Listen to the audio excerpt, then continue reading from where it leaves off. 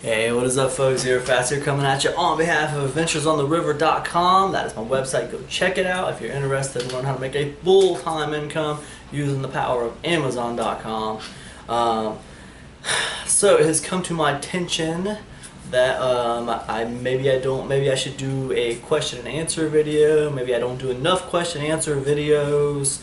I feel like I try to answer everybody's questions in the comment section, but maybe it would be better if I did like a question answer video type thing for people. So I wanted to do that, and I'm not gonna do a bunch of it, man, because one time, you know, on my old ZeroFatz channel I did a question and answer video, and oh gosh, I went through all my videos and I wrote down all the questions and I went through and answered them all, and it was like, dude, the video was like an hour and a half long. It was really long, and probably the people who asked those questions probably didn't even hear the answers because they were buried in all these other questions that they didn't care about.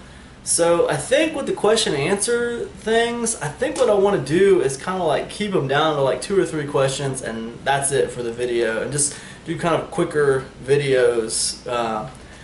So yeah, and also it's come to my attention that the Google Hangout thing is people like it. It's pretty cool. So let me know if you guys want me to do a Google Hangout, and you want to do like a live hangout, and you guys want to ask me some questions, or you guys just want to kick it back and forth with some ideas.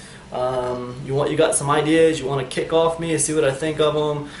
You guys want to do a little brainstorming, whatever. If you guys want to do a live kind of chat thing, let me know. I don't mind doing that. We can hook that up, man. It's not a big deal. We could even do it like once every couple weeks or something. It's not a big deal for me. I can make some time for you guys to do something like that. That's not a big deal. Anyways, whatever. You let me know in the comment section about that one. But let me get into these really quick. So, Real Life Pokemon 5 asked me not too long ago on my one video. He's the video where I say how to turn $1 into like 2,000 whatever dollars. It was basically a video where I went to the front of the library sale, showed you guys my haul, went through the whole thing. It was kind of a case study. I went through the whole thing and showed you what I had invested, what I stood to make off that inventory right there, and all that kind of stuff. But he asked, or she asked, I'm not sure if it's a boy or girl, she asked, or he asked, don't the books still have to sell for you to make the $2,000 to be in your pocket? So isn't it still like gambling in a way, since you never know if it will sell or not? I mean, listen, absolutely it's still like, you could say absolutely it's still like gambling. Absolutely, I don't want to say it's like gambling, man. I don't gamble, okay? So I don't really want to associate it with gambling. I don't see it as gambling. Now, if you're asking me if there's risk involved, yeah, absolutely there's risk involved. I mean, anytime, I mean, ask Target if there's risk involved. Ask Walmart if there's risk involved. Now, how do these stores minimize their risk? I mean, because what we're talking about here is we're talking about physical inventory, okay? But if we go a little bit broader than that, what we're talking about is just business in general. Now, whenever you go into business for yourself, whenever you go into any kind of a business, there's always risk involved. So then the real question is, man, how do you minimize that risk? Okay? Well, okay, first rule of minimizing risk, all right? Lower your cost. Because see, the thing about it is, now he asked about those audiobooks that I got at the front of the library sale, and he's like, hey man, you know, isn't it still a gambling? You don't know if you're going to make any money off those things. You don't know if they're going to sell. Okay, well, you're right. There's risk involved in that. How do you minimize it? Okay, well, the first rule is lowering your cost. Now, if you remember in that video, I only spent $1. I mean, yeah, there's a chance none of those things sell, but I only spent $1. So my risk was minimal. So the fact that I only spent $1 on that basically completely eliminates any risk that I had. So that's a beautiful thing. Now, can you bank on that 2G and sitting in your pocket? Well, no, man, it's like I told you. Of course not. You can't bank on it, and when you get it, it's going to come in little chunks throughout the months. You know, it's going to come here and it's going to come there, so you can't bank on that right now being in your pocket. You have to look at it, like I said, from an entrepreneurial mindset. From an entrepreneurial standpoint, it's not going to be right now, it's going to be as things sell. And that's kind of the nature of that beast. How do you combat that? Okay, well, before I get into that, let me talk about the second part of minimizing risk. Know your marketplace. So the two big ones for me when it comes to minimizing my risk is A, lower my cost, and B, knowing my marketplace. Knowing where I'm selling at and what people there like to buy. Like if my business is selling on Craigslist, and I've had a lot of luck selling bicycles on Craigslist, but like not Huffies. Instead, I've had a lot of luck selling Schwinn's and Treks or whatever. I'm not really into bicycles. I don't know a lot of name brand bicycles. It's just an example. But let's say these two brand name bicycles sell really well in my area. This other brand doesn't sell worth a crap. So, I mean, I'm minimizing my risk with that education, with that expertise, with that knowledge on my marketplace. I'm minimizing my risk because now when I go to find my inventory, I know I'm looking for bicycles in this price range because I know I could stand to make this much money off of them if I can get them for this price range. And also I know these bikes sell well, these bikes sell well, and these bikes do not.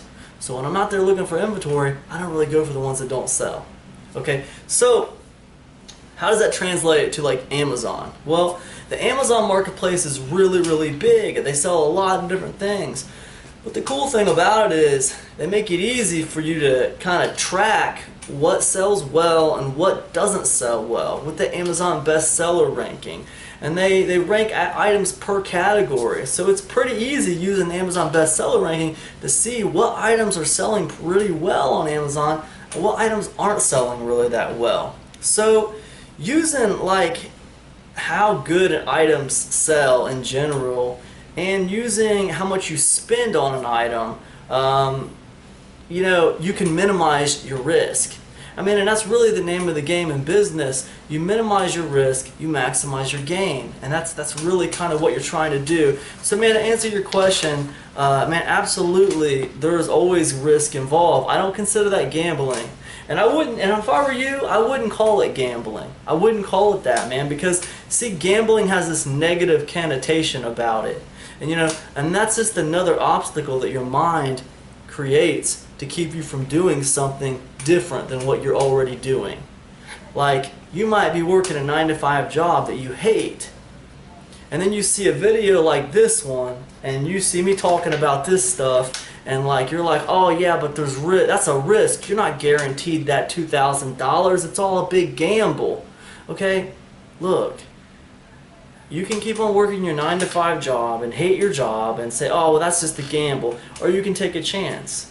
And you can listen to me when I tell you it's not a gamble. A gamble is when you go to a casino or you go to a horse track and you just blindly lay money down and hope that you win. You keep on putting quarter or dollar after dollar in a slot machine and keep on yanking the crank. And eventually, you know, by the fate of God, eventually maybe you'll hit that thing. I don't know. I don't gamble. Okay, I'm not into gambling. I'm not into throwing my money down the tubes. That's not my thing. Okay? This is not gambling. This is business. And in business, there's always risk. What you have to do and what your job is as an entrepreneur is minimizing your risk. Make it as safe as possible. Okay? And that's the key. So anyways, hope that answers your question. I love talking about that kind of stuff, man. Anyways, real life Pokemon was on a roll, man, because he hit me up with 2 questions that I thought were really cool. The second one, he wrote on another video I did. I can't remember what video it was. It might have just been in my discussion section. I'm not sure, but he asked me tips on finding free books. Any places you can ask to haul off their books. But is it still worth it since you're still making money? Or would it be better to sell elsewhere than Amazon since they win in the end? Okay. Man, he was on a roll today, man. He must have been drinking some caffeine or something. Okay, so tips on finding free books. Okay, well, first of all, that's very regionally dependent, depending on where you're at. Man, I've had great luck in my area here finding free books on Craigslist. Man, you know, what you do is you look in the free section. And what you're kind of looking for in the free section isn't free books. Usually what you have a lot of luck with is looking for the curb alerts. Man, especially this time of year, because people will have like curb alerts where they'll have like a yard sale all weekend, and then on Sunday they'll put an ad up on Craigslist saying, hey, curb alert, first come, whatever, take it all, Monday it's going out with the garbage, or whatever, you know. They're just trying to get rid of all the stuff that didn't sell in the yard sale. And you'll see that a lot. And a lot of times, man, you can pick up bulk supplies of books like that just for free. Because books are one of those things, man, that when people put them out at yard sales, generally there'll be a bunch of them left over because a lot of people don't see that much value in the books. Maybe they'll see one or two they want or something, but generally there'll be a big pile left over. So a lot of times on those curb alerts, you can hit those things up and you can get those books. This other part of the question, he's talking about you know, selling on other places than Amazon since they win in the end. I now remember what that question was on. That was on the how do penny booksellers make money? And in that video a lot, I keep on saying, you know, hey, Amazon's gonna get theirs either way. And look, man, I didn't mean to paint Amazon like the big evil empire or something. I wasn't trying to paint them like that in that video. But I was just trying to let you guys know, man, whether you're charging a penny for a book or you're charging $100 for a book, man, Amazon's gonna get their chunk of the pie. What I was trying to convey to you is it's possible to put things up on Amazon and actually lose money if you're not paying attention, if you're not careful, and you're not charging enough for your product. It's possible to actually lose money. So that's what I was trying to convey. I mean, as far as like selling your stuff anywhere else, I mean, me personally, I'm going to Amazon first, especially when it comes to books. If I can make a profit on Amazon, I'll go for Amazon, and I'll tell you the reason why. Because Amazon is hot right now. Amazon has a giant marketplace, way bigger than a lot of other places. It's the biggest marketplace right now in the world. It's bigger than eBay. It's bigger than anywhere else online. There's more people shopping on Amazon than anywhere else.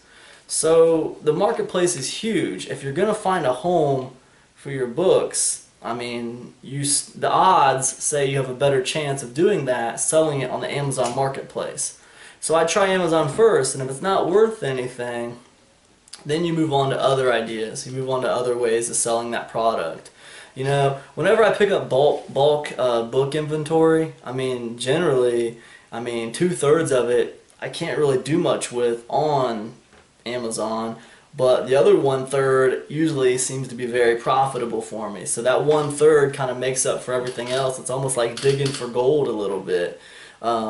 But yeah, I mean, now not the case with audiobooks. Audiobooks, that's a whole different animal. I mean, they're a lot more, I think they're a lot more profitable personally than regular books right now. I'm not saying it's going to be like that in a few years, but right now you can make pretty good money on audiobooks. But regular books, usually about, when I get them in bulk, usually about 1/3 of them are worth good money on Amazon. The other 2/3, I had to find an alternate you know, place to deal with them, either at consignment shops or you know, like a Goodwill donate kind of thing where I write them off on taxes. But yeah, it's that 1/3 you're going for. I mean, it's just the nature of the beast, especially in this day and age when there's just tons of product up there on Amazon. So anyways, yeah, I didn't mean to demonize Amazon. I don't want them to look like the evil empire, man, because you can make a lot of money on Amazon, okay? But yeah, I mean, definitely. What I was trying to say there was, you know, watch how much you're listing things for. It's hard to make money when you're listing things for a penny because now you're dealing in volume. You're running a volume business. I mean, you have to sell tons and tons and tons of books and stuff like that to make money when you're selling them at a penny. So, yeah, you know, be careful. And depending on the weight, you could be losing money. You gotta be careful. Okay, what else? Okay, so this is from Xoro. Okay, so Xoro asked me this question. Okay, sure, I'll definitely check it out. I was telling him he should check out my website. I have a lot of stuff on there about what he was asking me about before. I can't remember what it was. Saying I'm only 15, and if you're only 15, ask your parents before you check out my website, Zoro, because it's a pay-by-month membership website, and there's a lot of value. But if you're 15, and if you were my 15-year-old, I wouldn't be letting you use my credit card to pay for any membership sites unless I looked at it first. Now, if you were my son and you wanted to do a membership site like that and you were interested in business, I'd probably okay it because, you know, you're trying to do something positive. That's great. But make sure you check with your parents before you do anything like membership sites, okay? Anyways. Okay, I'm trying to get into this early. I am nearly finished with the recipe ebook. Okay, so Zoro was talking about the recipe ebook. I did a couple videos a while back talking about how you can make ebooks really quick using this recipe ebook method. Man, I go into that a lot further on adventuresontheriver.com, but he was asking about that method. Which was, okay, I nearly finished the recipe ebook, which is pretty easy to make, 20 recipes. I used the tip you gave, choosing an obscure nonfiction topic. I chose simple and easy lunches. I'm confused on two things. First off, I am confused on how I would go about promoting the book once it is online.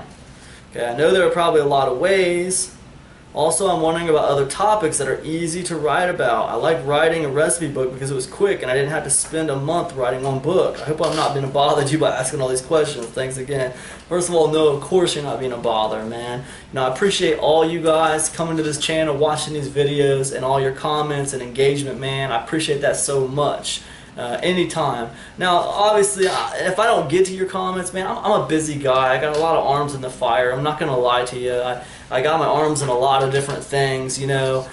I am trying to make money in a lot of different ways online, so you know, so I'm fairly busy right now. But this, I'm actually starting to gear down a little bit. I want to start kind of focusing on just a few different things and like letting a lot of other things go that aren't really that profitable, that make me some money, but I don't really need to be involved in it that much. So I'm going to gear it down a little bit, make a little bit more time, try to amp these videos up to maybe 2 a week instead of just 1 a week is what I'm hoping.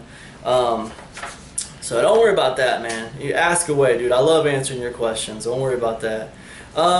Ways to promote your ebooks. Okay, man, that is I hate to keep pointing people at my website, but we go into depth about that on the website and the digital module and new things. I think last month we came out in a bunch of ways. I think last month, in July, Adventures on the River released this giant course about how to get your ebooks into the top 100 Amazon bestsellers list. It was a really, really good course. Like 20 videos or something. But look, let's talk about this recipe ebook method that I was talking about.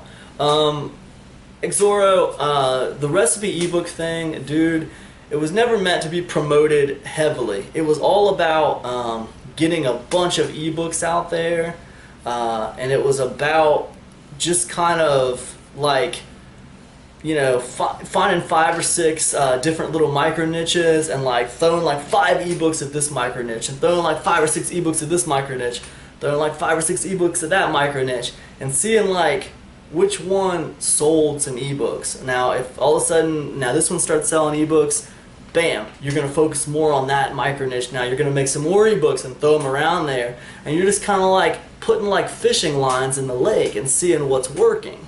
So it was never meant to be like, you know, hey, let me make like ebooks and let me promote each ebook a lot. You know, it was more meant to be like, let me throw a bunch of ebooks out there and let me see what's working, and then I'll put more ebooks out there in that direction. But that being said, I have had more success, obviously, when I promoted the ebooks. And what I did was I used YouTube to promote the ebooks. Like I had a niche, an ebook niche on blenders, and I was doing like smoothie recipe ebooks, right? And I did like several smoothie ebooks. And then what I did was I started like a channel about one certain type of blender, and mine was the Nutribullet. I started a channel called Nutribullet Time. And then here and there, I would like push people in my description at my ebooks. Okay, so, and that works really good.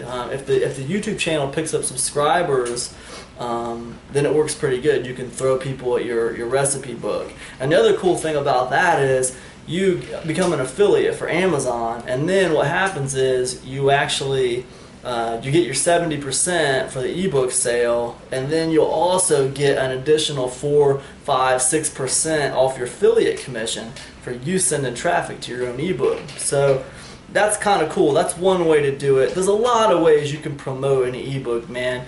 You can use one of my favorite tools for promotion is Fiverr.com. You can use Fiverr, that's Fiverr.com if you're not familiar with the website. But man, you can do like a press, you can get someone to write a press release for you for $5. You can have it distributed for $5 more. You can you can have a radio ad written for $5. You can have it recorded for $5. You can have it broadcasted on stations all over the place for $5. I mean, there's a lot of things you can do for $5.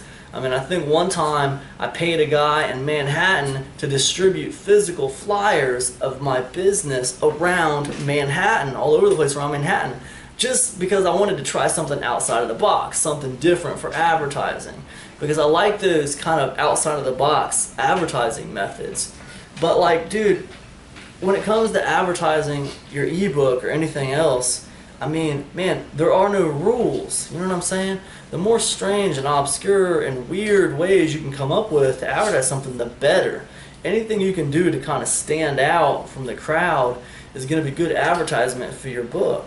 Or anything else, your book, your website, whatever it is, anything else, anything like that. Now listen, here's the thing about ebooks, and when you're talking about promoting an ebook, I mean, if you're really going to get into promoting an ebook, man, I don't recommend like a 30-page, one of these like wham bam 30-page quick snippet content ebooks. I don't recommend that, man. I recommend putting some time into a nice ebook and getting it together the way you want it, 10, 15 chapters, whatever, doing something nice, obscure nonfiction kind of thing. I mean, like a how-to, whatever.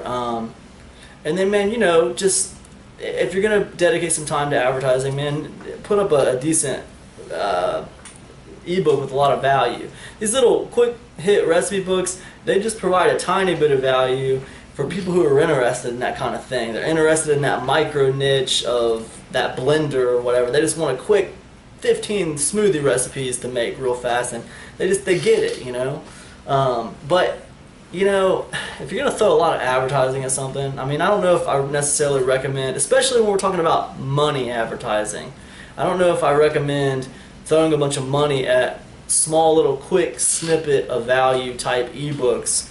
I would try to make something a little bit more substantial in value, and then try to market that, and then there's a lot of ways to market, man. There's a lot of free tactics on marketing.